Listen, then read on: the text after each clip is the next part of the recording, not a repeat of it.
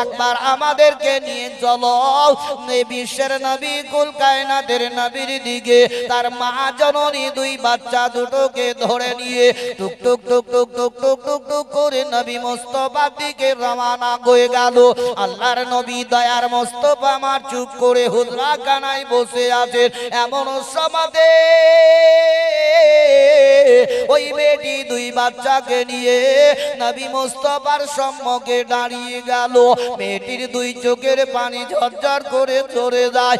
এমন সমাদে বিশ্বের নবী বললেন, বলে রমণী কেন তুমি আমার সম্মুখে এসে কান্না করো? কারণটা কি বলো না কেন? মেয়েটি বলে, ইয়া রাসূলুল্লাহ, ইয়া হাবিবাল্লাহ, নবী গো, আপনার নিকটে আমি একটি আরজি নিয়ে এসেছি।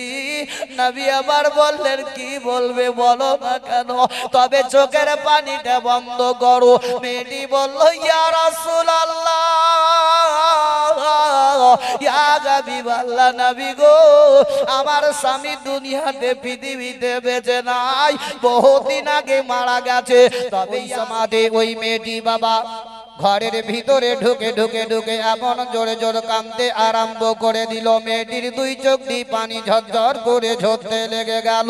বিশ্বের নবীর ডাকে কথা শোনার পরে মেয়েটি বজর নয় কান্না করে। এমন সমাজে দুই বাচ্চা দুটো খেলাধুলা করে বাড়ির মধ্যে যেমনি প্রবেশ করলো, মা গর্ভধারিণী মা ঘরের ভিতরে বজর নয় কান্না করতেছিল। মায়ের কাছে দুই ভাই গিয়ে চুপ করে দাঁড়িয়ে গেল।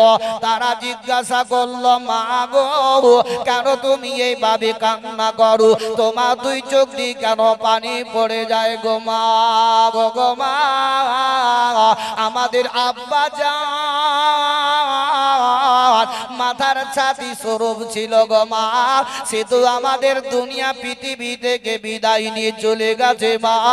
তবে তুমি আমাদের গর্ভধারিণী মা, তুমি হচ্ছ আমাদের মাথার ছাতি মা। তবে মা গো, তুমিও যদি দুনিয়া থেকে বিদায় নিয়ে চলে যাও, তবে আমাদের ছাতি স্বরূপ কে থাকবে গো মা? তবে একবার বলো মা, কেন তুমি এইভাবে কান্না করো? তোমার দুই চোখ দিয়ে কেন পানি পড়ে যায় গো মা? ও গো মা, আমরা সব কিছু বরদাস্ত করতে পারি গো মা, তবে তোমার চোখের পানি বরদাস্ত করতে পারি নাই। তবে একবার বলো মা, কি জন্য তুমি ঘরের কোণে বসে বসে কান্না করো? মা গর্ভধারিণী মা দুই বাচ্চাকে সিনার মধ্যে লাগিয়ে দিয়ে তাদের দুই মুখে চুম্বন দিয়ে কাঁদতে লেগে গেল। মায়ের দুই চোখের পানি ঝরঝর করে ঝরে যায়। বাচ্চা দুটো বলে, মা গো, এইভাবে আর কেঁদো না, কেঁদো না মা, আমরা আর সহ্য করতে পারি না। তবে একবার বলো মা। মা বলল, বেটা রে, আজকে বিশ্বের নবী কুল কায়নাতের নবী জনাবে মুহাম্মদ রাসূলুল্লাহ সাল্লাল্লাহু তাআলা আলাইহি ওয়াসাল্লাম আজকে ইলান করে গেছে যুদ্ধের ময়দানে যাওয়ার জন্য। তবে বেটা রে, আজকে যদি তোমার বাপ দুনিয়াতে বেঁচে থাকতো, আমি তোমার আব্বাকে যুদ্ধের ময়দানে পাঠিয়ে দিতাম। তোমার আব্বা যুদ্ধের ময়দানে গিয়ে যদি শহীদ হয়ে যেত, আর আমি শহীদের বিবি হয়ে যেতাম। জোরে বলো, বলে দিতে হবে, তাই না? কি বলুন সুবহানাল্লাহ। কথা বুঝেন যদি তো বলবেন। ভাই এতক্ষণ ধরে তো আমরা শুনলাম বহুত কিছু, তাই কি না? তবে শেষ, তবে কথা শুনবেন, শোনার পর সুবহানাল্লাহ পড়বেন। সুবহানাল্লাহ পড়লে বহুত নেকি আছে। কেমন নেকি আছে জানেন? আরে যিনি বিখ্যাত দাউদ নবী আল্লাহর দরবারে বলেছিলেন, আল্লাহ তোমার মিজান কত বড়, নেকি বদি ওজন করনেওয়ালা পাল্লা কত বড়। আল্লাহ বলেছিলেন, দাউদ এত পাল্লা বড়, এত পাল্লা বড়, সাত আসমান সাত জমিনকে যদি পাল্লার একদিকে চাপিয়ে দেওয়া হয়, তবু আমার পাল্লা ভর্তি হবে না। তো আল্লাহ রাব্বুল ইজ্জাতের দরবারে দাউদ আলাইহি ওয়াসাল্লাম বলেছিলেন, আল্লাহ তবে তোমার ওই পাল্লাটা ভর্তি কিসে হবে? আল্লাহ বলেছিলেন যদি কোনো ব্যক্তি যদি একবার সুবহানাল্লাহ পড়ে তো সুবহানাল্লাহর নেকিতে আমার পাল্লা ভর্তি হয়ে যায়। আমাদেরকে বলে দিতে হয়, নেকি উড়ে বেড়ায় কিন্তু আমরা ধরতে পারছি না ভাই, ধরার চেষ্টাটা কর। পরিবর্তন কি লজ্জা কেন করবো আমরা? শিক্ষার কোনো লজ্জা নাই। এদিকে মেয়েটি বলছে বাবা যদি তোমার মা আব্বা যদি বেঁচে থাকতো, শহীদ যদি হয়ে যেত, আমি শহীদের বিবি হয়ে যেতাম, কাল কাতারের ময়দানে শহীদের বিবি হয়ে দাঁড়াতাম। বলো সুবহানাল্লাহ। ওই সমাজে বাচ্চা দুটো বলতে লাগলো ওগো আমাদের গর্ভধারিণী মা, তবে একবার চোখের পানিটা বন্ধ করো গো মা। ওগো মা, বিশ্বের নবীর নিকটে আমাদেরকে একবার নিয়ে চলো, নবী মুস্তাফার নিকটে গিয়ে আমরা ইজাজত নিব। ওগো মা গো, আমার আব্বা দুনিয়াতে জগতে পৃথিবীতে আর বেঁচে নাই। ওগো মা, তোমার মনের আশায় আজকে আমরা দুই ভাই পূর্ণ করব। শহীদের বিবির জায়গাতে তোমাকে শহীদের মা বলে আমরা খাড়া করব। বলে মা গো, একবার আমাদেরকে নিয়ে চলো বিশ্বের নবী কুল কায়নাতের নবীর দিকে। তার মা জননী দুই বাচ্চা দুটোকে ধরে নিয়ে টুক টুক টুক টুক টুক টুক টুক টুক করে নবী মুস্তাফার দিকে রওনা হয়ে গেল। আল্লাহর নবী দয়ার মুস্তাফা আমার চুপ করে হুজরা কানায় বসে আছে। এমন সমাজে ওই মেয়েটি দুই বাচ্চাকে নিয়ে নবী মুস্তাফার সম্মুখে দাঁড়িয়ে গেল। মেয়েটির দুই চোখের পানি ঝরঝর করে ঝরে যায়। এমন সমাজে বিশ্বের নবী বললেন, বলে রমণী কেন তুমি আমার সম্মুখে এসে কান্না করো, কারণটা কি বলো না কেন?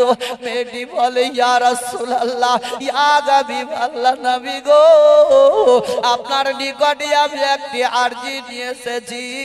নবী আবার বললেন কি বলবে বলো না কেন, তবে চোখের পানিটা বন্ধ করো।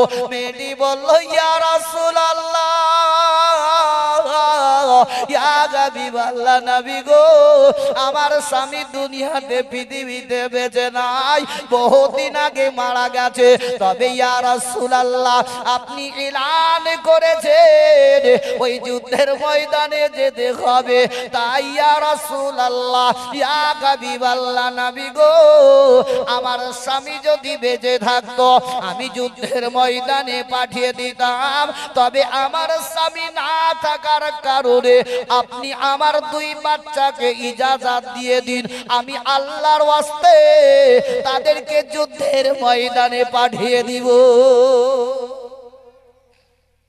নবী গো আপনি ইজাজত দিয়ে দিন। বিশ্বের নবী আমার বাচ্চাদের মুখের দিকে তাকিয়ে তাকিয়ে দেখতে লাগলেন।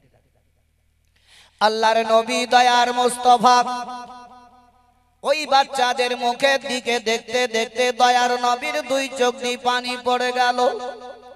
আল্লাহর নবী দয়ার মুস্তাফা আমার চোখ দুটো খুললেন। নবী মুস্তাফা আমার বললেন, ও রমণী আমি তোমার দুই বাচ্চাকে ইজাজত দিতে পারবো না, তুমি আপন ওয়াপস বাড়ি চলে যাও। বলে ইয়া রাসূলুল্লাহ, ইয়া হাবিবাল্লাহ নবী গো, আপনি আমার দুই বাচ্চাকে ইজাজত দিয়ে দিন। নবী আমার বললেন শুনো, তোমার বাচ্চা দুটো যদি শহীদ হয়ে যায় তবে আমি আল্লাহর দরবারে কি বলে জবাব দিব? এমন কি তারা যদি শহীদ হয়ে যায় তোমার কোল খালি হয়ে যাবে, এমন কি তোমার চোখের পানি বরদাস্ত করতে পারবো না, আমি তোমার দুই বাচ্চাকে ইজাজত দিব না। বাচ্চা দুটো কেঁদে কেঁদে কেঁদে কেঁদে কেঁদে বলে ইয়া রাসূলুল্লাহ ইয়া হাবিবাল্লাহ নবী গো, আমরা সব কিছু বরদাস্ত করতে পারি, তবে আমার মায়ের চোখের পানি বরদাস্ত করতে পারি না। ইয়া রাসূলুল্লাহ ইয়া হাবিবাল্লাহ নবী গো, তবে আপনি আমাদেরকে ইজাজত দিয়ে দিন, আমার মায়ের মনের আশায় আমরা পূর্ণ করে দিব। বিশ্বের নবী, কুল কায়নাতের নবী জনাবে মুহাম্মদ রাসূলুল্লাহ সাল্লাল্লাহু তাআলা আলাইহি ওয়াসাল্লাম বারবার বাচ্চার মুখের দিকে তাকান, আর দু নবীর দুই চোখ দিয়ে পানি পড়ে যায়। এমন সবাই বাচ্চা দুটো বলল, ইয়া রাসূলুল্লাহ, ইয়া হাবিবাল্লাহ, নবী গো, আমার আব্বা যদি বেঁচে থাকতো, আমার আব্বা জান যুদ্ধের ময়দানে যেত, আর যুদ্ধের ময়দানে গিয়ে যদি শহীদ হয়ে যেত, আমার মা গর্ভধারিণী মা শহীদের বিবি হয়ে যেত। ইয়া রাসূলুল্লাহ, আমার মায়ের মনের এটাই আশা, শহীদের বিবি হওয়ার। তবে নবী গো, শহীদের বিবির জায়গাতে আমরা দুই ভাই শহীদের মা বলে প্রকাশ্য করব। বলি, ইয়া রাসূলুল্লাহ, আপনি আমাদেরকে ইজাজত দিন, আমার মা গর্ভধারিণী মাকে আমরা শহীদের মা বলে কাল কাতারের ময়দানে খাড়া করব। জোরে বলো সুবহানাল্লাহ। এরকম কয়টা ছেলে আছে বলো? আছে ভাই? পারবে? আছে কি? আজকাল তো মাকে তো আমরা ঠিকভাবে খেতে দেই না।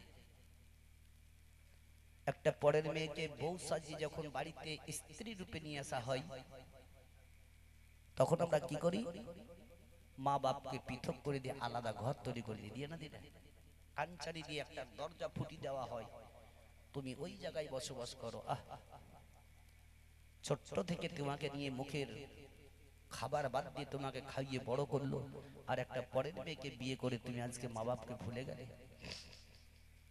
তবে ভাই আমার বাপজির, আমার আসল হচ্ছে মা বাপ। আমরা যতই যাই করি, যতই আমরা নামাজ পড়ি, আমাদের আসল হলো মা বাপ। আল্লাহ তো বলেছে, কবিল বলে দেয় না ইহসানাও, তোমরা মা বাপের প্রতি ইহসানি করো, মা বাপের পদতলেই জান্নাত আছে। জোরে বলো সুবহানাল্লাহ।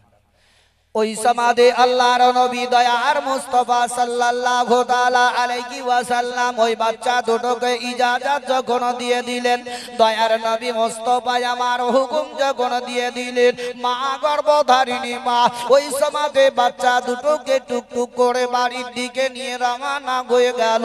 আর বাড়িতে যাওয়ার পরে আহারে বাপজিরা, ভাইরা, মা বোনেরা আমার, ও দরদি মা জননীরা আমার, গর্ভধারিণী মা বাচ্চা দুটোকে সুন্দর করে সাজিয়ে দিয়ে দিল। হাতের মধ্যে দুই কানা ছোট ছোট তালোয়ার দিয়ে দিল। ওরে আমার কলেজার টুকরো, যাও যাও যাও, আজকে বিশ্বের নবীর ডাকে জিহাদে চলে বেরিয়ে যাও, বেরিয়ে যাও। যখনই এখন বাবা হুকুম দিয়ে দিল, বাচ্চা দুটো তালোয়ার নিয়ে মা জননী নিকট থেকে টুকটুক টুকটুক করে বেরিয়ে চলে গেল। একটু দূরে যেমনি চলে গেছে, এদিকে তার মা পিছন দিয়ে ডাক দিয়ে বলতেছে, রে আমার কলেজার টুকরো, আমি তোমার গর্ভধারিণী মা, একবার আমার দিকে ঘুরে এসো রে বাবা। যখনই বাবা মা ডাক দিয়ে দিল, ওই সমাধি বাচ্চা দুটো কাঁদতে কাঁদতে ধরে ধরে মায়ের কাছে এসে দাঁড়িয়ে গেল। মা জননী আমার দুই বাচ্চার মুখে দুটো চুম্বো দিয়ে বলতে লাগলো, বাবা রে, আজকে কি আমার শেষ দেখা হয়ে গেল, আর কোনোদিন দেখতে পাবো না, আমি আর কোনোদিন আলাপ করতে পারবো না। ও আমার কলেজার টুকরো, আজকে আবার তোমাদেরকে দেখা শেষ হয়ে গেল। এই বলে মা জননী বললেন, বাবা চলে যাও, আর দেরি করো না।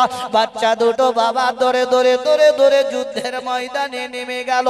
বিশ্বের নবী, কুল কায়নাতের নবী, দয়ার নবী মুস্তাফা আমার দূর থেকে টুকটুক করে দেখতেছিলেন। এমন সমাধি বাচ্চা দুটো যখন যুদ্ধের ময়দানে নেমে গেছে, ওই সমাজে যুদ্ধ লড়াই করতে করতে করতে করতে এমনকি বড় ভাইয়ের গর্দনে এমন করে তালোয়ার মেরে দিল, তার বড় ভাই বাবা দু টুকরো হয়ে শহীদ হয়ে জমিনের মধ্যে পড়ে গেছে। বিশ্বের নবী আমার দেখে, আর এদিকে ছোট্ট ভাইয়ের নজরটা যেমন পড়ে গেল, সঙ্গে সঙ্গে ওই ছোট্ট ভাই ধরে ধরে আসার পরে ওই মাথাটাকে দিয়ে তার বড় ভাইয়ের দেহর মধ্যে লাগিয়ে দিয়ে কেঁদে কেঁদে বলে, ওগো আমার বড় ভাই, তুমি আজকে আমার মা জননীর ওয়াদা পূর্ণ করে দিলে, শহীদের মা বলে প্রকাশ্য করে দিলে, কালকাতারের ময়দানে শহীদের মা বলে তুমি খাড়া করবে। আমি রে ভাই যতক্ষণ পর্যন্ত যুদ্ধ করতে করতে আমি শহীদ না হব, আমি এ যুদ্ধ লড়াই বন্ধ করব না। জোরে বলো, ঘুমাচ্ছেন নাকি না আপনাদের মটকাও শেষ?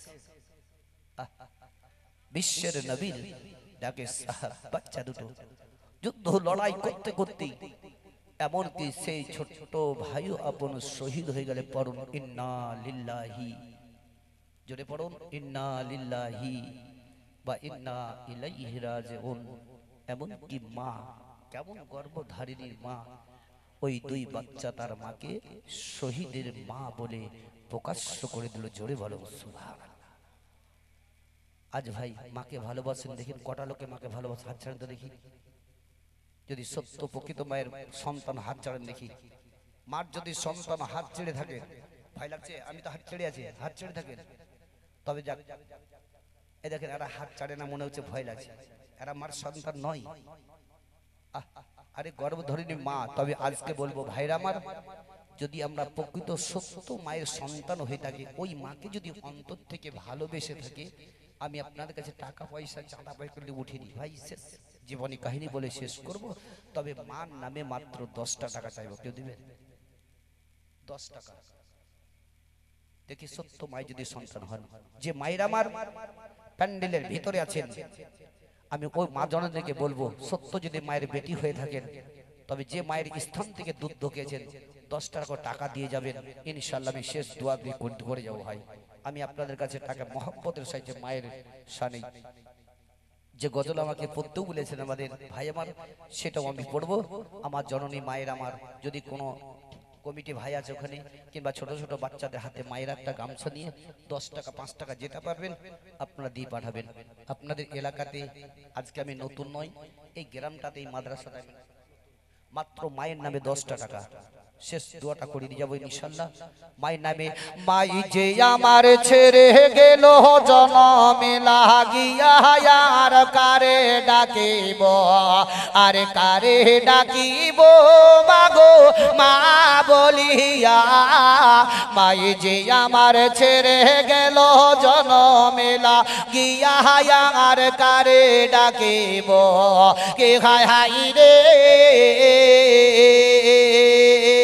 খিদে তা পাইয়া মাঝে আমায় ছেড়ে গেল। দূরে তো মায়ের আছে, তো চাইবো কি বলে, কাছে যদি থাকতো এখানটাই বসে, বুঝলেন, ইনশাআল্লাহ মায়েদের আপনাদের থেকে মায়েদের পয়সা হতো। তবে মাদ্রাসা মানে সিথানে মানে যারা বসে আছেন, মা জননী আমার মেলাতে ঘুরে ঘুরে মেলায় পয়সা শেষ করেছেন, মাত্র 10টা টাকা দিয়ে পাঠাবেন। আমার সামনে যে মা বোনরা বসে আছে, অনেকক্ষণ ধরে আপনারা আছেন ইনশাআল্লাহ, তবে যতটি মা সামনে বসে আছেন 10 টাকা কিংবা 5টা টাকা দিও ইনশাআল্লাহ দিয়ে পাঠাবেন। আমি গজলটা পড়তে পড়তেই আমার যে মায়ের আমার প্যান্ডেলের ভিতরে আছেন দরদি, প্রত্যেকটি মা যদি আপনার মাত্র 10 টাকা দেন, আমার হয়তো অনেক টাকা আসবে না ভাই, আসবে না? যতটা মায়েরা আছে বসে ইনশাআল্লাহ দেখবেন হয়তো অনেক টাকা আসবে। দেখা যাক কতটি আসছে। আমাই যে আমার ছেড়ে গেল জনমে লাগিয়া, আর কারে ডাকিব, আরে কারে ডাকিব মাগো মা বলিয়া। মাই যে আমার ছেড়ে গেল জনমে লাগিয়া, আর কারে ডাকিব, কে হায় হাই রে। মাই যে আমার কত আপন, বুঝাই কি করিয়া, কান্দে পরানা আকুল হইয়া মায়ের লাগিয়া। সেই মায়ের বলিয়া গিয়া কেমনে বাঁচিব, আর কারে ডাকিব, আর কারে ডাকিব মাগো মা বলিয়া। মাই যে আমার ছেড়ে গেল জনমেলা গিয়া আমার কারে ডাকিব আল্লাহুম্মা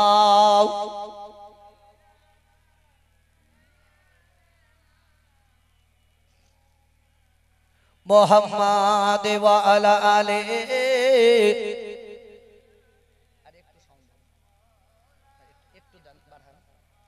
ওয়া আলা আলিহি সাইয়্যিদিনা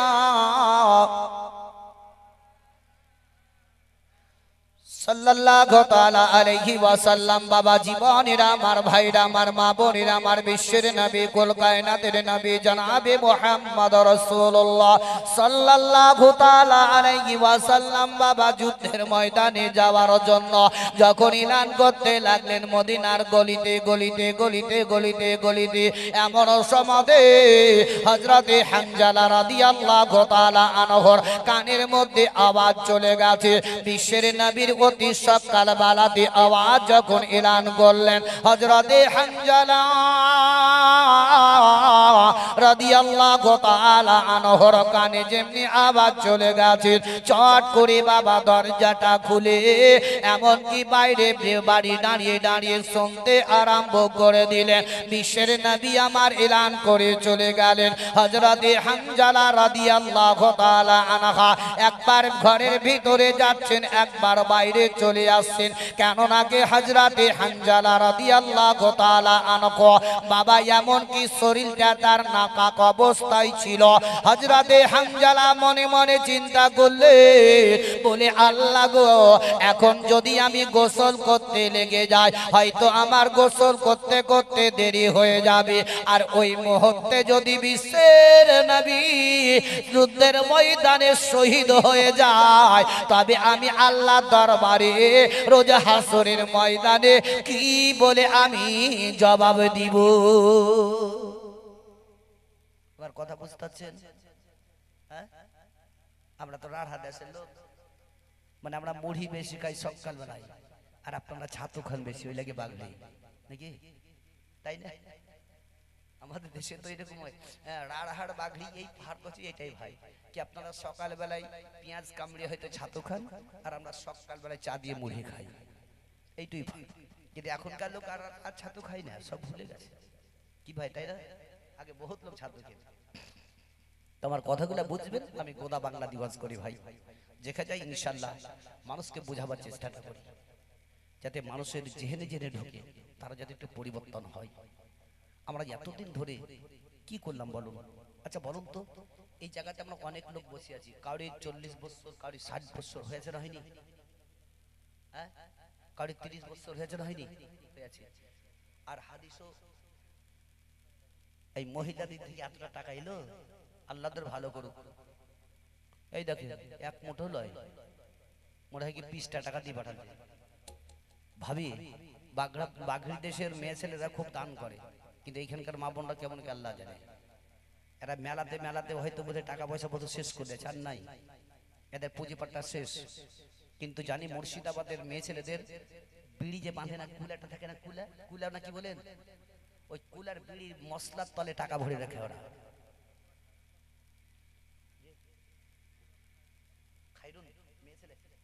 যাক মাশাআল্লাহ, উত্তর পাড়া থেকে একজন খায়রুন বুবু আমার 500 টাকা দিয়েছে, আল্লাহ তার দানকে যাতে কবুল করে নেয়, জোরে সকলে বলুন আমিন। যে আশায় উদ্দেশ্য করেছে তার আশাকে যাতে পরিপূর্ণ করে দেয়, জোরে সকলে বলুন আমিন। তবে বাপজিরা ভাইরা আমার, জুলফিকার 3 বস্তা সিমেন্ট, আল্লাহ তার দানকে যাতে কবুল করে নেয়, জোরে সকলে বলুন আমিন।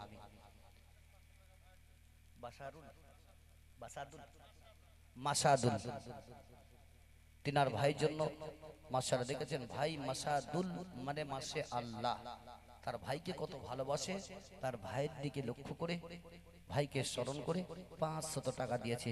আল্লাহ তার দানকে কবুল করে নিয়ে তার ভাই পৃথিবীর দুনিয়া থেকে যদি ইন্তেকাল করেছে, আল্লাহ তাকে জান্নাতবাসী করে দেয়, জোরে সকলে বলুন আমিন। তবে বাপজিরা ভাইরা আমার,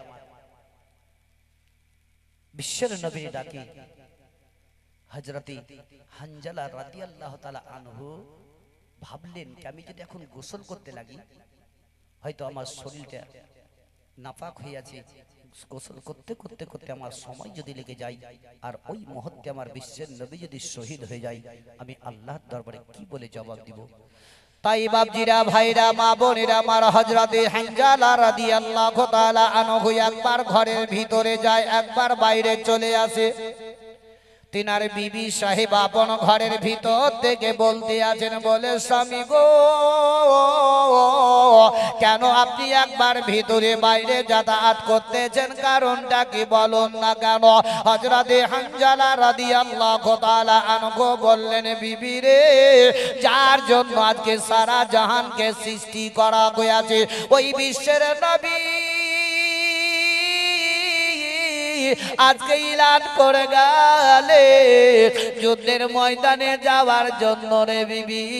যদি এখন আমি গোসল করতে লেগে যাই, হয়তো গোসল করতে করতে আমার সময়টা বেশি লেগে যাবে, আর ওই সময়টা যদি লেগে যায় আর তার মধ্যে যদি আমার বিশ্বের নবী শহীদ হয়ে যায়, তবে আল্লাহর দরবারে হাসরের ময়দানে কি বলে আমি জবাব দিব?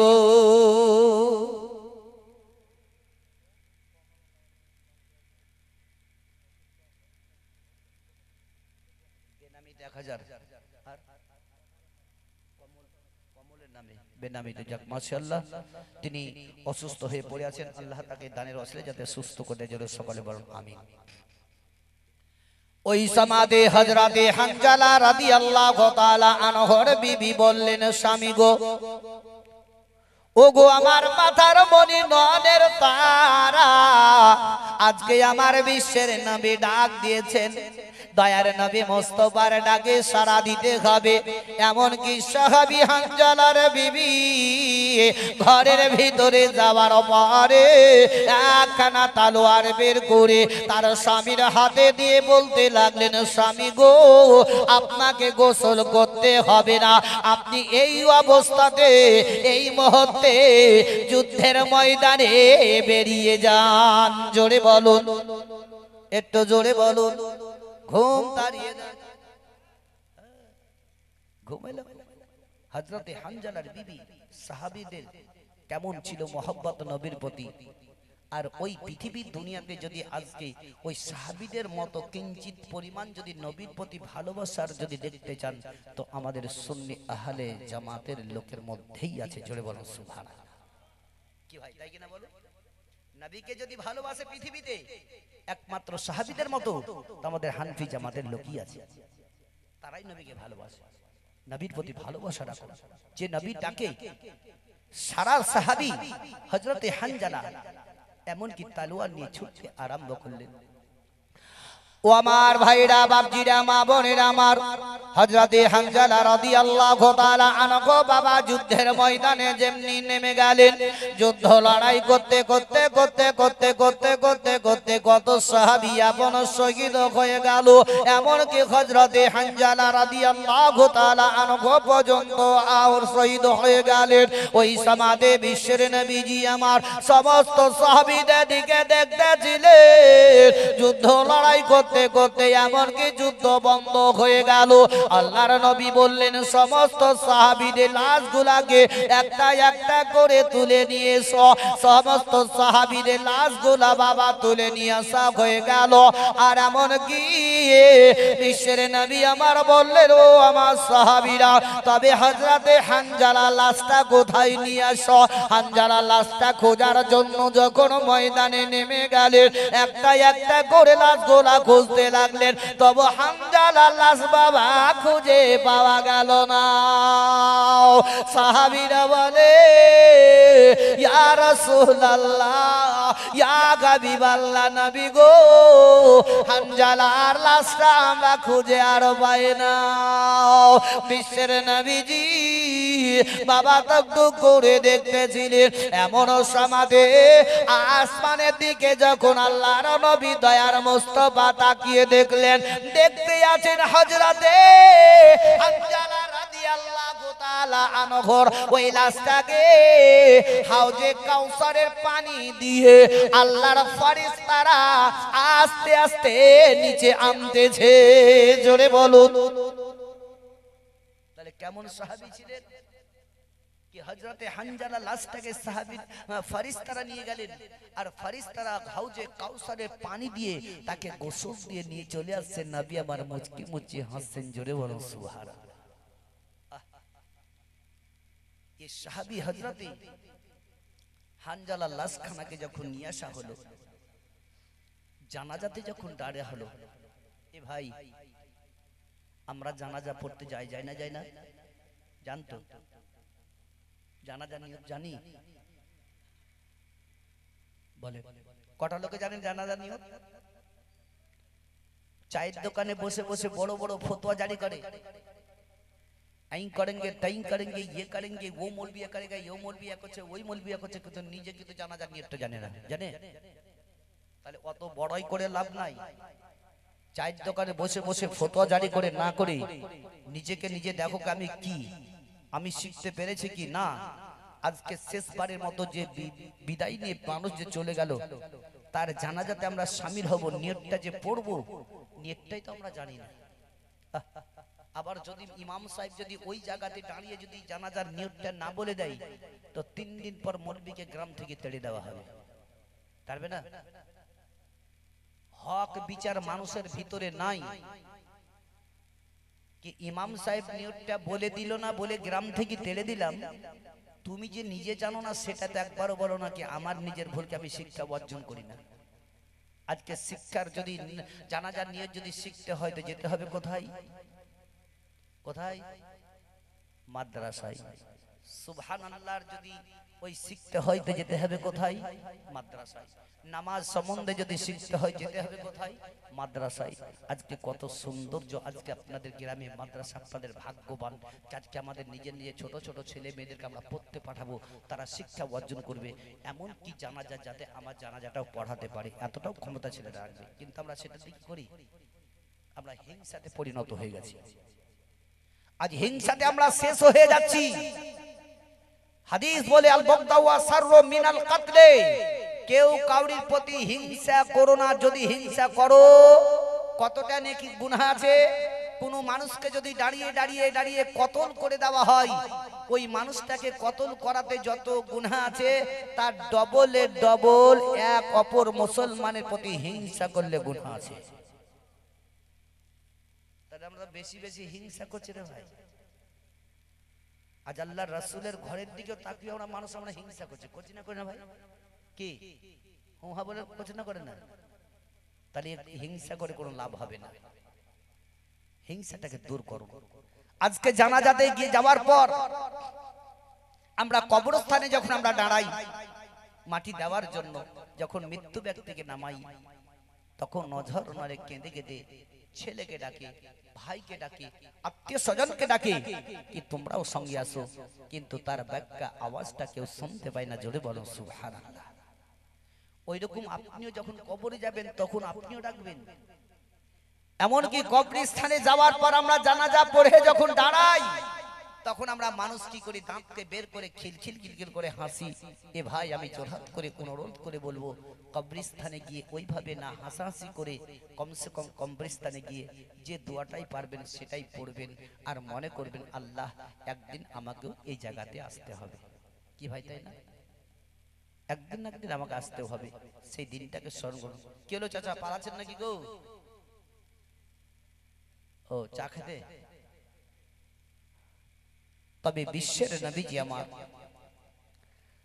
আল্লাহর নবী দয়ার মুস্তাফা সাল্লাল্লাহু তাআলা আলাইহি ওয়াসাল্লাম, ওই সমাদে বাবাজি আমার দয়ার নবী মুস্তাফা আমার মুচকি মুচকি হাসতে ছিলেন। সাহাবীরা আমার দেখতে আছেন দয়ার নবী কেন মুচকি হাসেন। কিছুক্ষণ পরে হযরতে হানজালা রাদিয়াল্লাহু তাআলা আনহুর ওই লাশখানা যেমনি বাবা নিচে নিয়ে আসলেন, দয়ার নবী মুস্তাফা আমার জানাজার জন্য দাঁড়িয়ে গেলেন। হযরতে হানজালা রাদিয়াল্লাহু তাআলা আনহুর লাশটাকে সামনে যেমনি রেখে দিলেন, আর রেখে দেওয়ার পরে দয়ার নবী আমার জানাজা পড়াবার জন্য দাঁড়ালেন। তবে জানাজা পড়ার জায়গাতে দাঁড়াবার মতো জায়গা আর ফাঁকা নাই। তাই বিশ্বের নবী কুল কায়নাতের নবী দয়ার নবী মুস্তাফা আমার দুই পায়ের দুই বুড়ো আঙুলে ভর দিয়ে নবী আমার দাঁড়িয়ে গেলেন জানাজাতে। সাহাবীরা কোন নবী মুস্তাফার পায়ের দিকে তাকিয়ে দেখতে আছেন। দেখতে দেখতে জানাজা সম্পূর্ণ শেষ হয়ে গেল। সাহাবীরা বলেন, ইয়া রাসূলুল্লাহ, ইয়া হাবিবাল্লাহ, নবী গো, আপনাকে তো কোনোদিন এইভাবে দাঁড়াতে দেখি নাই, তবে আজকে কেন আপনি বুড়ো পায়ের আঙুলে ভর দিয়ে দাঁড়িয়েছিলেন? আপনি সেইভাবে জানাজাটা পড়ালেন। দয়ার নবীজি সাহাবীদেরকে বললেন, ও আমার সাহাবীরা শুনো গো, আমি যে জানাজাতে দাঁড়ালাম, আমি দেখলাম জানাজাতে দাঁড়াবার জায়গায় একটু ফাঁকা নাই। এন নাকি আল্লাহর অগণিত ফেরেশতারা জানাজাতে শামিল হয়েছিল। জোরে বলো, তাহলে কেমন সাহাবী ছিলেন কি তাদের জন্য আল্লাহর ফেরেশতারা পর্যন্ত জানাজাতে শামিল হয়েছিল। জোরে বলুন মহব্বতে সুবহানাল্লাহ। তাই ভাই পড়েছি আমি, ওয়াজাহিদু ফি সাবিলিল্লাহ, তোমরা জিহাদ করো আল্লাহর রাস্তায়। আমাদেরকে জিহাদ করতে হবে নিজেদের নফসের মধ্যে। কি আজ আমরা করছি না? আজ আমরা খারাপ পথে যাচ্ছি না ভালো নিতে আছি? আল্লাহ যাতে আমাদের প্রত্যেকটি মানুষকে সঠিক পথে ইমানের সহিত নিয়ে যাও তৌফিক ইনায়েত করে। জোরে সকলে বলুন আমিন। একবার ভক্তি ভরে জোরে সোরে একবার নবীর প্রতি দরুদ পড়ুন, আল্লাহুম্মা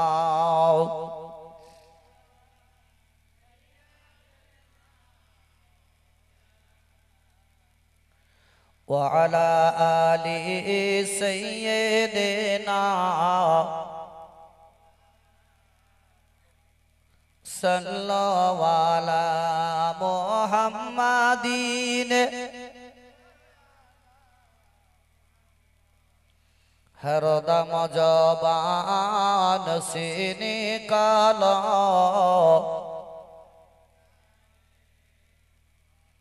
হরদম জবান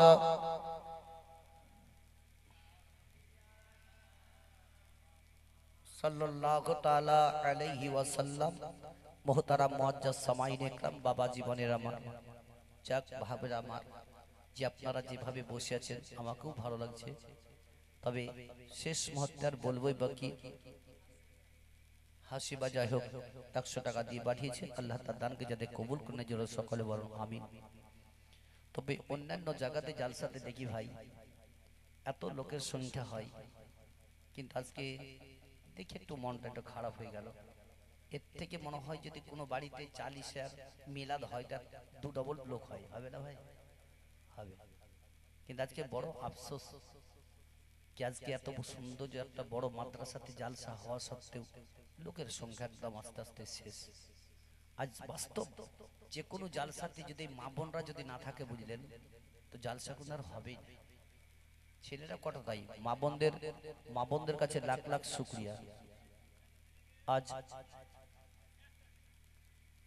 আজ বলুন, আজ ওদের আছি বলে আজকে আমরা তাদের হয়তো কথাবার্তা বলি, কিন্তু না, আজ ওদেরকে আল্লাহ ধৈর্য দিয়েছে। কি ভাই দিয়েছে না? এই গল্প কম পড়েন, তাদেরকে ধৈর্য দিয়েছে না দেয়নি?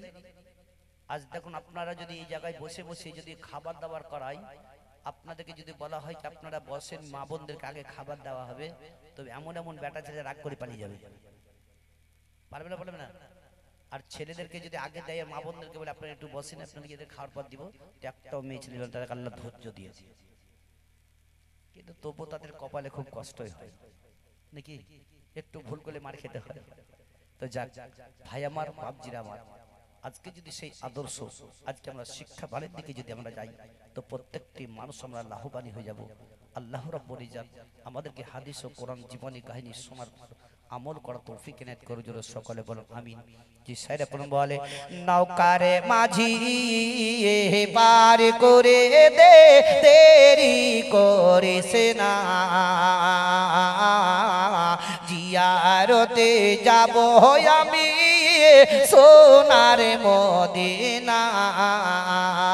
বহু হাজি চলে গেল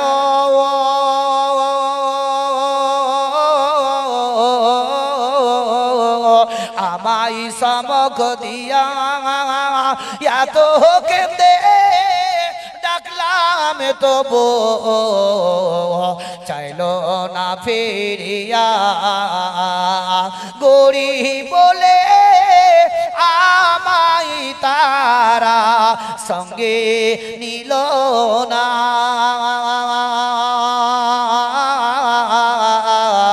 নৌকার মাঝে পার করে দে দেরি করিস না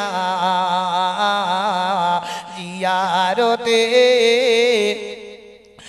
যাব আমি সোনার মদিনায় নদী নালা নাই গো যেথা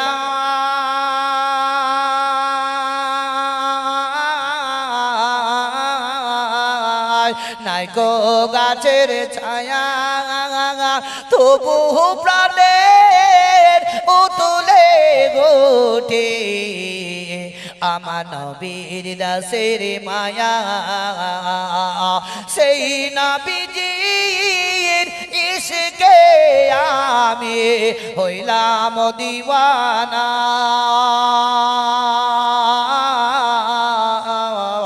নৌকার মাঝি পার করে দে দেরি করিস না জিয়ারতে যাব আমি সোনার মদিনায় রওজা পাকে সালাম দিয়ে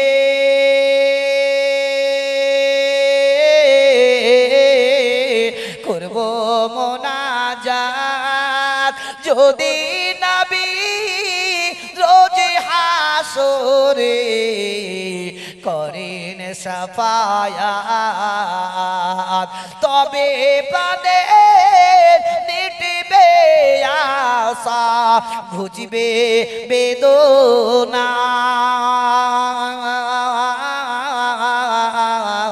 নৌকার মাঝি পার করে দে দেরি করিস না জিয়ারতে যাব আমি সোনার মদিনায় আল্লাহুম্মা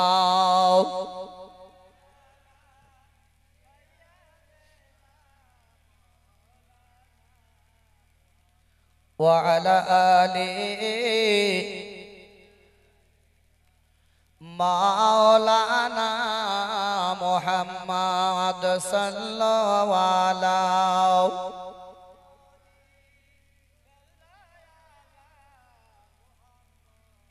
हर दम ज़बान से निकालो हर दम ज़बान से निकालो सल्लल्लाहु ताला अलैहि वसल्लम बाबा जीवानीरा मार भाईरा मार माँ बोनेरा मार विश्वर नबी कुल कायनातेर नबी जनाबी मुहम्मद रसूलुल्लाह सल्लल्लाहु ताला अलैहि वसल्लम তিনি একদিন তিনার বিবি হযরতে খাদিজা রাদিয়াল্লাহু তাআলা আনহার বাড়ি থেকে বেরিয়ে চলে গেলেন এদিকে খাদিজা রাদিয়াল্লাহু তাআলা আনহা ঘরের ভিতরে বসে বসে চিন্তা করতে লাগলেন বিশ্বের নবী আমার কতক্ষণে বাড়ি আসবেন বাবা এভাবে খাদিজা চিন্তায় চিন্তিত হয়ে গেলেন ঘন্টার ঘন্টা কেটে গেল তবুও বিশ্বের নবী বাড়ি যখন এলেন না হযরতে খাদিজা রাদিয়াল্লাহু তাআলা আনহা ওই সমাতে বিশ্বের নবীর দিকে লক্ষ্য করে কান্না করতে লেগে গেলেন খাদিজার মনটা বাবা ছটফট করতে লেগে গেল খাদিজা রাদিয়াল্লাহু তাআলা আনহার দুই চোখের পানি ঝরঝর করে ঝরে যায় এমন সমাতে খাদিজা তিনার বেটি হযরতে ফাতেমা জোহরা রাদিয়াল্লাহু তাআলা আনহাকে ডাক করলেন বললেন বেটি ফাতেমা একটু বেরিয়ে গিয়ে চলে এসো। ফাতেমার বয়স তখন বাবা 6 থেকে 7 বছরের বেরিয়ে। হযরতে ফাতেমা তো জোহরাকে ডাক করলেন।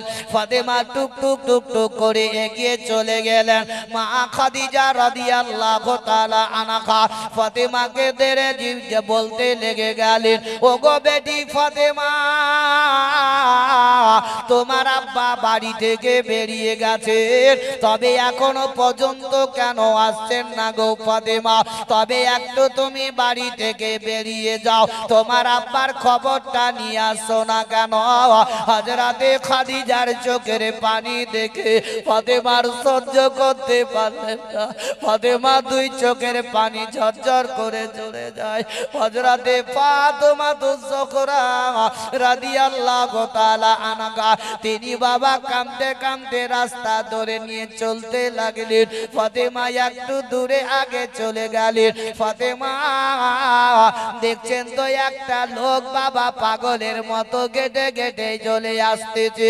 তার শরীরে জামাটা রক্তে লাল হয়ে আছে, এমনকি মাথার চুলগুলা এলোমেলো হয়ে আছে। দয়ার নবী মুস্তাফার বেটি ফাতেমা তো জোহরা রাদিয়াল্লাহু তাআলা আনহা ওই লোকটাকে দেখার পরে চুপ করে দাঁড়িয়ে গেলেন। ফাতেমা আগে দিকে আর বাড়েন নাই। ওই পাগলের মতো লোকটা কখনো জমিনে পড়ে যায়, আবার কখনো উঠে হাঁটতে আরম্ভ করে দেয়। ফাতেমা দেখার পরে চুপ করে দাঁড়িয়ে দাঁড়িয়ে ফাতেমা কান্না করতেছিলেন। ফাতেমা দুই চোখের পানি ঝরঝর করে চলে যায়। ফাতেমা বাবা আগে দিকে আর গেলেন না। কাঁদতে কাঁদতে বাবা ওয়াপসি বাড়ির দিকে রওনা করলেন। বাড়ির দরজাতে গিয়ে ফাতেমা তো জোহরা রাদিয়াল্লাহু তাআলা আনহা দাঁড়িয়ে দাঁড়িয়ে কান্না করতেছিলেন। এমন সময়তে খাদিজার কানের মধ্যে আওয়াজ চলে গেল। ওই সময়তে খাদিজা দরজাখানা যেমনি খুলে দিলেন, দেখছেন তো ফাতেমা তো জোহরা কান্না করেন। খাদিজা বললেন, বেটি গো, কেন তুমি দরজাতে কান্না করো? আমি তোমার আব্বার খোঁজ নেওয়ার জন্য পাঠিয়েছিলাম, তবে তোমার আব্বার খবরটা বলো না কেন? কেন তুমি একা দাঁড়িয়ে দাঁড়িয়ে কান্না করো? ফাতেমার চোখের পানি ঝরঝর করে চলে যায়, কোনো জবাব দেন না। খাদিজা দ্বিতীয়বারে বললেন, বেটি গো, তোমার আব্বার খবরটা বলো না কেন? কেন তুমি এইভাবে কান্না করো? ফাতেমা তো জোহরা বললেন, ওগো আমার আম্মা জান, ওগো আমার গর্ভধারিণী মা, আমি যখন রাস্তা ধরে চলে যাই গো মা, আমি একটা পাগল লোক দেখতে পেয়ে মা, তারে আমি ভয় পেয়ে ওয়াপসি চলে এসেছি। খাদিজা শোনার পরে আরো কাঁদতে আরম্ভ করে দিলেন। খাদিজার দুই চোখের পানি ঝরঝর করে চলে যায়। খাদিজা স্থির ভাবে থামতে পারে নাই। ফাতেমা তো জোহরা রাদিয়াল্লাহু তাআলা আনহাকে খাদিজা সিনার মধ্যে লাগিয়ে দিয়ে বললেন, ও বেটি ফাতেমা গো, আমার ঘরে আর মন টিকে না। তোমার আব্বা কোথায় গেলেন, এখনো কেন আসেন নাই? তবে বেটি গো, দ্বিতীয়বারে তুমি আবার চলে যাও, চলে যাও, তোমার আব্বার খবরটা নিয়ে আসো না কেন? ফাতেমা তো জোহরা রাদিয়াল্লাহু তাআলা আনহা কাঁদতে কাঁদতে বাবা দ্বিতীয়বারে রাস্তা ধরে যখন চলতে আরম্ভ করে দিলেন, ফাতেমা বাবা একটু দূরে যাওয়ার পরে ওই পাগলের মতো লোকটাকে দেখে আবার চুপ করে দাঁড়িয়ে গেলেন আর জমিনের মধ্যে পড়ে আছেন। ফাতেমা তো জোহরা বাবা ওয়াপসি যেমনি মুখটাকে ফিরিয়ে বাড়ির দিকে চলে যাবে, এমন সময়তে ওই ব্যক্তি বাবা পিছন থেকে ডাক দিয়ে বলেন, ও ফাতেমা, তুমি ভয় পাবে না, পাবে না, আমি কোনো পাগল নই গো, আমি হচ্ছি তোমার আব্বা, আমি বিশ্বের নবী আছি। একটু জোরে বলো। নবী পড়ে আছে, নবীর কি কষ্ট, নবীর প্রতি কি অত্যাচার করেছে। আজ আমরা সেই নবীর উম্মত। আজ যদি নবীর প্রতি আমাদের মহব্বত থাকতো, আজ আমাদের চোখ দিয়ে ভাই পানি আসতো।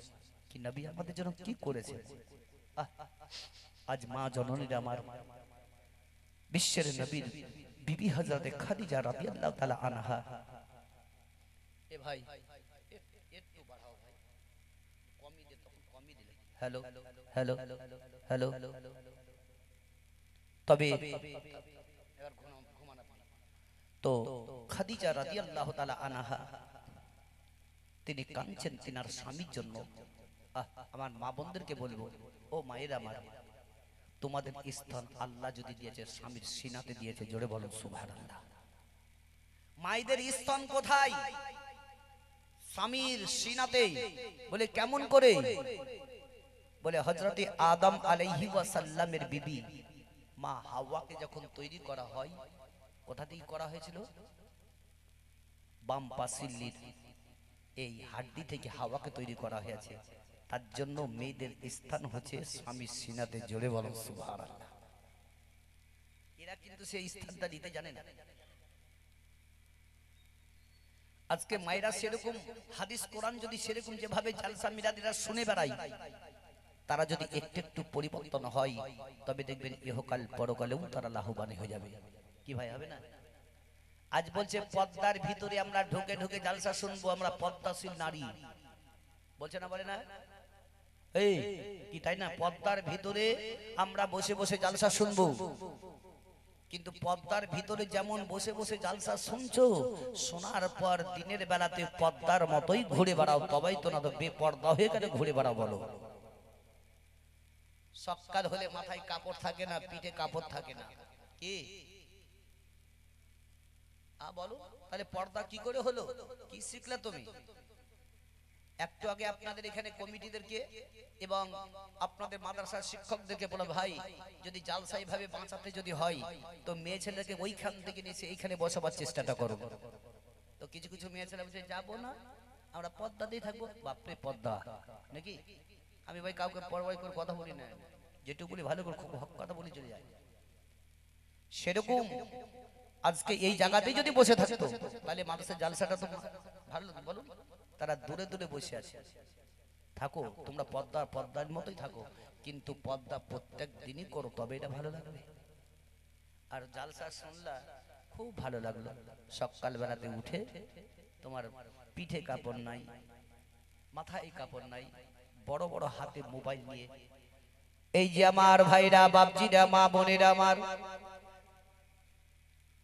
এমন এমন মা বোনদেরকে দেখা যায় 24 ঘন্টা বাবা মোবাইল নিয়ে ঘোচাঘুচি করে যায়। রাত দিন দেখবেন, রাত্রি 12টাতেও দেখবেন মোবাইল নিয়ে বাবা ভিডিও কল করে বাবা এমন এমন লোকের সঙ্গে কথাবার্তা বলে, পরপুরুষের সঙ্গেও বাবা সেইভাবে কথাবার্তা বলতে থেকে যায়। এমনকি আমার মা জননীদেরকে আমি জোরহাত করে বলে যাই, এখানকার মা বোনদেরকে, তুমি 24 ঘন্টা যেমন মোবাইল নিয়ে ঘোচাঘুচি করো, ওই 24 ঘন্টা মোবাইলের পিছনে না থেকে যদি পবিত্র কোরআনের পিছনে যদি দিনের মধ্যে একবার লেগে থাকো, আল্লাহ তোমায় লাভবান করে দিবে। কয়টা মেয়ে ছেলে রমজানে কোরআন পড়েছে বলো? এরা তো মোবাইল নিয়ে খালি ঘুচুর 24 লেগে থেকে গেল, বিড়ি নিয়ে থেকে গেল। থাকো, তবে আমার হাইরে মা জননীরা আমার, একটু একটু পরিবর্তন হয়ে যান। একবার আখিরাতকে চিন্তা করুন, জাহান্নামের আগুনকে স্মরণ করুন। পৃথিবীর দুনিয়া থেকে যাওয়ার পরে কি অবস্থা হবে আমার কবরে, একবার যদি চিন্তা ভাবনা করতে পারি, তবে আমরা লাভবান হয়ে যাব। হায়রে আমার ভাইরা, মা বোনেরা আমার, একটু চিন্তা করুন, যারা চলে গেল আর পৃথিবীতে ঘুরি আর এলো না, আজকে আমরা যদি ভাবে চিন্তা করি কে দুনিয়াতে কি আছে, আখিরাতে আমাদের সব আছে। আখিরাতে আমাদের বিচার যখন হবে সব তখন দেখা যাবে। আমি বলবো তোমার আখিরাতে বিচার কি হবে, তোমার দুনিয়া দুনিয়াতেই বিচার আছে, মরার পরে কেউ কারির হবে না, বাপ বেটার হবে না, বেটি বাপে বাপ বেটার হবে না, বেটা বাপের হবে না, বাপ বেটার হবে না, মা বেটির হবে না, বেটি মায়ের হবে না, স্বামী স্ত্রীর হবে না, স্ত্রী স্বামীর হবে না, রোজ হাসরের ময়দানে কেউ কাউরের হবে না, সবাই নিজের নিজের নফসি নফসি নফসি নফসি করবে। তবে ভাইরা আমার একটু ভেবে দেখুন, পৃথিবীর দুনিয়াতে যদি কোনো একজন ভাইয়ের যদি মৃত্যু রাত্রি 10টার সমাধি হয়ে যায়, পাড়া পড়শির লোকেরা সেই লোকটাকে দেখতে চলে আসবে, আত্মীয় স্বজনেরা তার কাছে গিয়ে বসবে, সবাই গিয়ে বসবে, ছেলেরা একদিকে কাঁদবে আব্বা আব্বা করে, মেয়েরা একদিকে কাঁদবে আব্বা আব্বা করে, স্বামী বাবা একদিকে কাঁদবে স্বামীর দিকে লক্ষ্য করে, আমার হাউমাউ করে কাঁদবে, বলবে সব গেল আর কিচ্ছু নয়, আমার সব চলে গেল। যেমন বাবা রাত্রি 12টা হয়ে যায়, মানুষের আস্তে আস্তে ঘুম এসে যায়, তখন দেখবেন আত্মীয় স্বজনেরা বলে এই লাশ থেকে গেল, আমরা চললাম, সকাল বেলাতে আবার আসবো। বলে না এই মরার পরে আপনার নাম হচ্ছে আব্দুর রহমান, মরার পরে তখন কি নাম হয়? এই বলেন কি নাম হয়? কি কি নাম? লাশ। মরার পরে আপনার নাম পরিবর্তনে পৃথিবীতে হয়ে যাচ্ছে, তখন বলেন আব্দুর রহমান থাকলো, আমি যাচ্ছি বাড়ি, কালকে সকালে আসবো। কে বলে? কি বলে? হাসিয়েন না, একদিন দিন আসবে আপনারও, নামাজ রোজা তো আমাদের নাই, বুড়িয়ে গেলাম, মসজিদ মাদ্রাসা থেকে আমরা নামাজটা পড়তে পারছি না, আজকে আমরা হাট্টা ঘাটা, কবরে এক পা বাড়িতে এক পা। আজকে যদি বাস্তব যদি আমাদের ভিতরে ওই ইলম থাকতো, ওই যদি আমাদের ভয় ঢুকতো, তবে আজকে আমরা পরিবর্তনটা হয়ে যেতাম। তুমি যেদিন মরবে সেই দিন তোমার নামটা আর আব্দুর রহমান বলে ডাকবে না, বলে লাশ কত দূরে আসছে বলবে না, লাশ। ভাবুন, এখানে সূচক আপনাদেরকে বুঝে দিয়ে যাই, এই বক্তব্যটা বলেই আমি শেষ করব। আপন কি বলতে চাইছিলাম ওটাই, যখন তার আত্মীয় স্বজনেরা রাত্রি 12টা 1টার সময় ঘুম আসলে বলছে থাকলো লাশ, আমি চললাম, আমরা কালকে সকালে আসবো। বেটা বেটি যখন কাঁদতে কাঁদতে ঘুম আসে, তখনই বাপ বলে তার কাছে যায় না, লাশ বলে তাকে ছেড়ে দিয়ে দূরে তারা ঘুমাতে যায়। এমনকি স্ত্রী যে বেঁচে আছে সেই মেয়েটাও তখনও ভাবে না এটা আমার স্বামী, যাকে নিয়ে বসবাস করলো, তখন সে স্বামী বলে গ্রহণ করে না, তাকে মৃত্যু বলে দূরে রেখে, লাশ বলে দূরে রেখে সেও দূরে হটে যায়, হটে না? তাহলে পৃথিবীতে তো কেউ কারো নয়, তাহলে হাসরের ময়দানে কে কার হবে ভাবুন। আমরা কথাকে যদি জেহেনটাকে মাথায় ঘাটাই, তাহলে ঠিক আমরা পরিবর্তন হব। আজ আমার করি, আমার বেটা, আমার বিবি, আমার ছেলের এইটা মেয়ে সব করি বেড়াই, তো কেউ কারো নয়। একটু নেকির জন্য যখন রোজা হাসরের ময়দানে বলবে, বেটা রে আমি তোমার বাপ, সামান্য একটু নেকির জন্য আমি থেমে গেছি, নেকে দাও। বেটা বলবে তোমাকে আমি চিনি না, তুমি কে? বলবে না? তখন সেই দিন কেউ কারোর হবে না। তবে ভাইরা আমার বাপজিরা, মা বোনেরা আমার, একটু সতর্ক হয়ে যাও। একবার আখিরাতকে চিন্তা করো, জাহান্নামের আগুনকে স্মরণ করে পরিবর্তন হও, একটু নামাজ রোজার দিকে গুরুত্ব দাও। আল্লাহ বলেছেন, ও আমার বান্দা বান্দিরা, তোমরা যদি কোনো দোয়া দরুদ যদি না জানো, সামান্য যদি তোমরা নামাজের দিকে ধাপিত হয়ে রুকুতে সাজদাতে যদি আল্লাহ আল্লাহ বলে আমাকে ডাকো, আমি আল্লাহ আমি সেটা তোমার কবুল করে নিব। আল্লাহর নবীজি আমার, দয়ার নবী মুস্তাফা আমার, ফাতেমা জোহরা রাদিয়াল্লাহু তাআলা আনহাকে পিছন দিয়ে ডাক দিয়ে বললেন, ফাতেমা আমি কোনো পাগল নয়, আমি হচ্ছি তোমার আব্বা, আমি নবী মুস্তাফা। দয়ার নবীজি যেমনি বাবা ডাক দিয়ে দিলেন ফাতেমা তো জোহরা রাদিয়াল্লাহু তাআলা আনহা দৌড়ে দৌড়ে দৌড়ে দৌড়ে বিশ্বের নবীর কাছে চলে গেলেন। দয়ার নবী মুস্তাফার দিকে তাকিয়ে ফাতেমা আমার অঝর নয়নে কেঁদে চলে যায়। ফাতেমা দুই চোখের পানি ঝরঝর করে চলে যায়। ফাতেমা তো জোহরা আমার স্ত্রীর ভাবে থামতে পারেন নাই। দয়ার নবীর মুখের দিকে ফাতেমা তাকিয়ে তাকিয়ে বলেন ইয়া রাসূলুল্লাহ ইয়া হাবিবাল্লাহ নবী গো আপনার এই অবস্থাটা কেন একবার বলুন না কেন। বিশ্বের নবীর বেটি ফাতেমা কখনো আব্বা আব্বা বলে ডাকতেন, নচেত বলতেন ইয়া রাসূলুল্লাহ ইয়া হাবিবাল্লাহ। দয়ার নবী মুস্তাফার দিকে তাকিয়ে ফাতেমা বললেন ওগো ইয়া রাসূলুল্লাহ আপনি বলুন না কেন আপনার এই অবস্থাটা কে এমন করলো বলুন না কেন। দয়ার নবীজি ফাতেমা তো জোহরা রাদিয়াল্লাহু তাআলা আনহাকে ধরে নিয়ে বললেন ওগো বেটি ফাতেমা একবার চোখের পানি বন্ধ করো, আমি সব কিছু বরদাস্ত করতে পারি রে মা, তবে তোমার চোখের পানি বরদাস্ত করতে পারি না। বেটি একটু কান্নাটা বন্ধ করো না কেন। দয়ার নবী মুস্তাফার মুখের দিকে তাকিয়ে বললেন ইয়া রাসূলুল্লাহ তবে আপনার কে এমন অবস্থা করলো একবার বলুন না কেন। দয়ার নবীজি চোখ দুটো বন্ধ করলেন, নবীর দুই চোখের কোনা দিয়ে পানি পড়ে গেল। এদিকে খাদিজা রাদিয়াল্লাহু তাআলা আনহা ওয়াজর নয়নে ঘরে বসে বসে বসে কান্না করেন। বিশ্বের নবীর দিকে লক্ষ্য করে কান্না করে এ আমার মা জননীরা আমার ও আমার দরদি মায়েরা আমার আজ এমন কোন মা আমার আছেন স্বামী আমার বাড়ি থেকে বেরিয়ে গেছে, স্বামী ঘন্টার ঘন্টা বাড়িতে এলো না, তবু স্বামীর দিকে আমরা লক্ষ্য করলাম না। বাচ্চাদেরকে পাঠিয়ে দিলাম নাকি বেটা দেখো রে তোমার আব্বা কত দূরে আছে এটা বলি নাই। তবে ভাইরা আমার ভাই মা বোনেরা আমার যদি স্বামী ঘন্টার ঘন্টা কেটে গেল এলো না, স্বামীর দিকে লক্ষ্য করলো না, মনে করলো স্বামী গেছে স্বামী আসবে, তবে যদি কোনো একটি মেয়ের হাত থেকে হাতের মোবাইলটা যদি 5টা মিনিটের জন্য হারিয়ে যায় দেখবেন বাড়িতে সাহাবিয়া লাগিয়ে দেয়। লাগাবে না কি? স্বামী গেল ঘন্টার ঘন্টা কোনো ব্যাপার নাই, আর মোবাইল যদি একটু হারাইতো বাপরে বাড়িতে বিশাল ব্যাপার লাগিয়ে দিল। তাহলে জানতে হবে ভাইরা আমার বাপজিরা মা বোনেরা আমার মায়েদের কাছে স্বামী থেকে বড় হলো মোবাইল, আর মোবাইল নিয়ে এরা বেশি বেশি নড়াচড়া করে।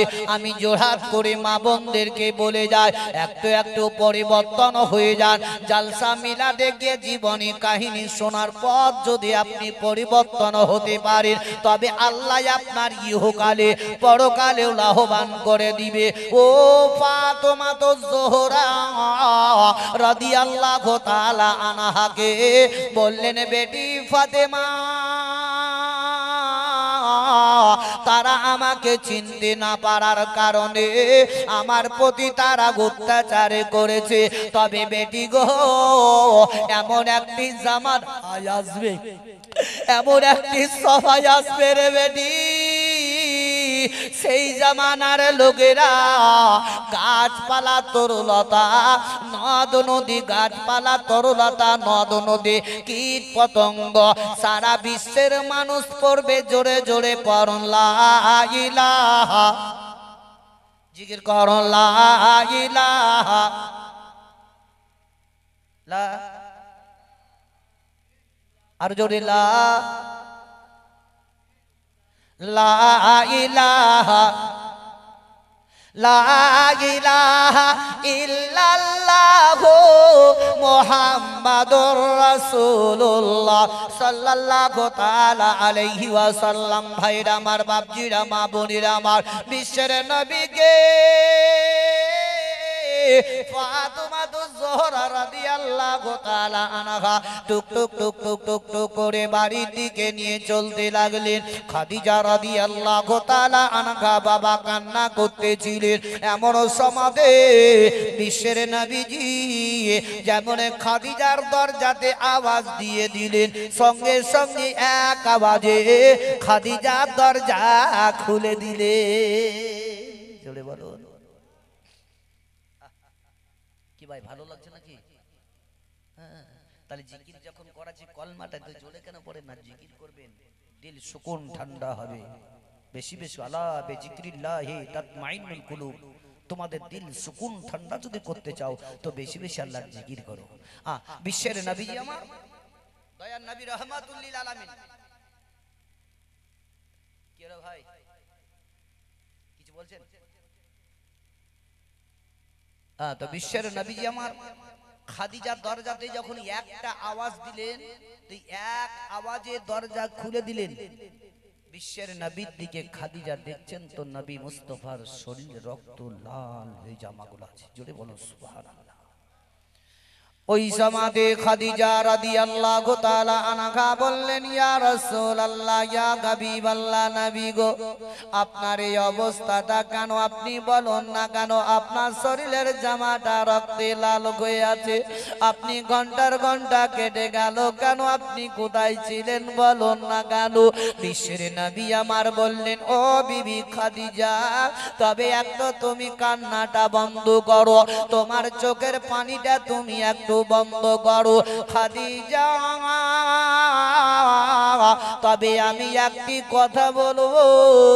বলে এমন কি কথা বলবে খাদিজা, বলো না কেন? বলে ইয়া রাসূলুল্লাহ, ইয়া হাবিবাল্লাহ, ইয়া রাসূলুল্লাহ, ইয়া হাবিবাল্লাহ, আপনার এই অবস্থাটা কেন বলুন? নবী আমার বললেন, খাদিজা, তবে তোমার একটি কথা জিজ্ঞাসা করব। খাদিজা বললেন, বলুন না কেন? বলে তোমার বাড়িতে আমি যখনই এসেছি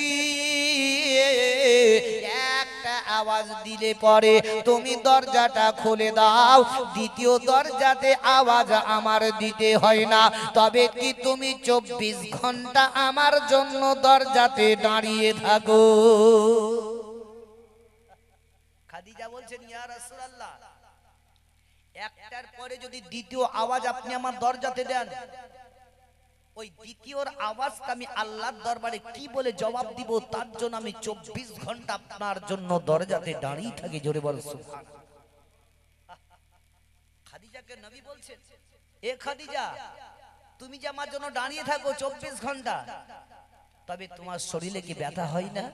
খাদিজা বলছেন, ইয়া রাসূলুল্লাহ, আমার শরীরে ব্যথা হয়, কষ্ট হয়, তবে আপনি যখন আমার দরজাতে আসেন, আপনার পবিত্র চেহারা দেখতে গেলে আমার শরীরে সমস্ত বেদনা দূর হয়ে যায়।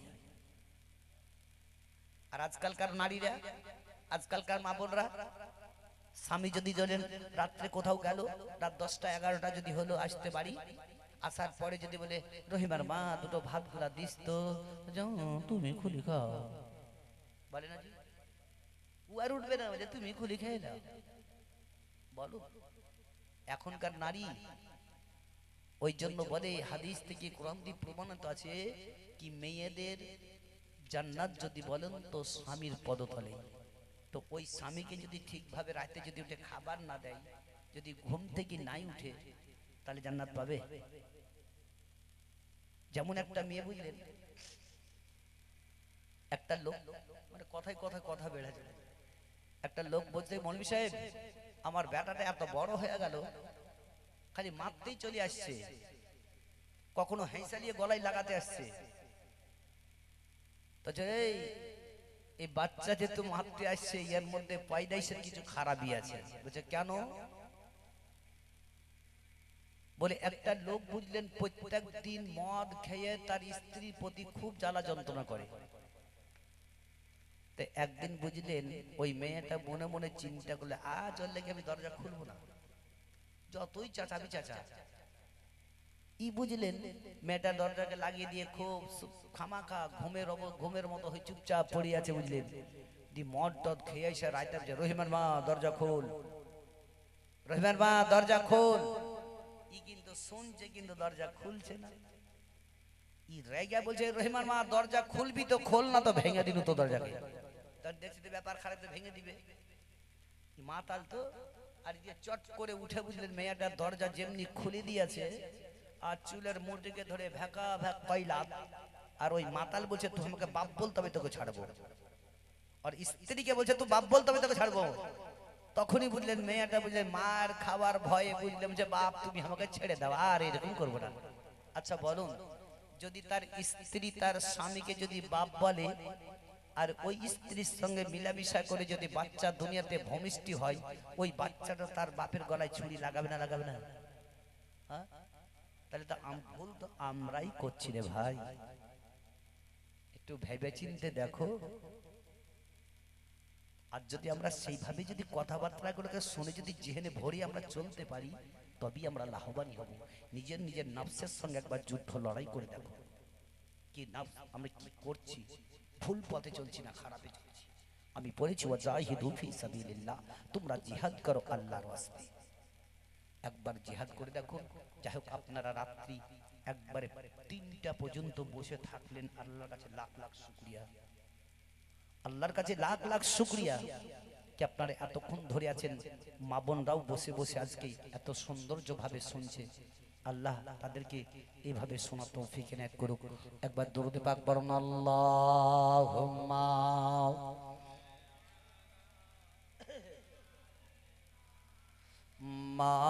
মাওলানা মুহাম্মদ সাল্লাল্লাহু আলাইহি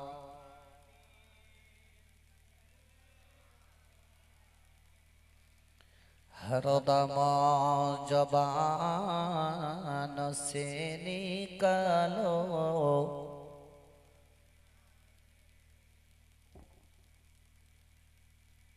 हरदम जबान से निकालो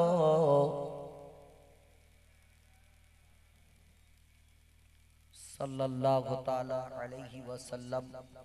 बापजिरा भाईरा मार এখানেও যে আমি কথাগুলো বললাম আপনারা মনোযোগ দিয়ে শ্রবণ করলেন। এখানেও শোনার পর আল্লাহ যাতে প্রত্যেকটি মানুষকে সঠিক পথে ঈমানের সহিত নিয়ে যাওয়ার তৌফিক এনায়েত করুক।